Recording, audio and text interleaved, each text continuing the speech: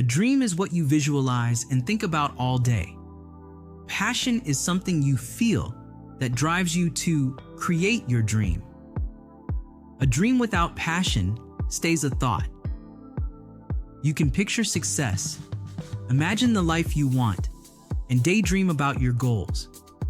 But if there's no fire behind it, it remains just that, a dream. Passion is what turns that vision into movement. It's what gets you up early, keeps you going when things get tough, and fuels your persistence. Think about it. How many people dream of success, but never take the first step? The difference between dreamers and doers is passion.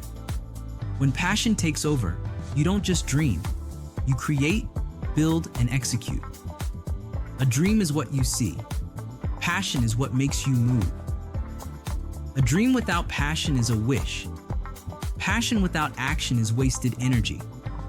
Are you just dreaming, or are you letting passion drive you forward? Write down your biggest dream. Next to it, list 3 actions you can take this week to bring it to life. Share one step you're taking toward your dream in the comments, and let's make it happen together.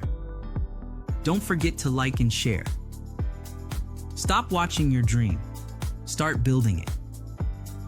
It's time to work on your purpose.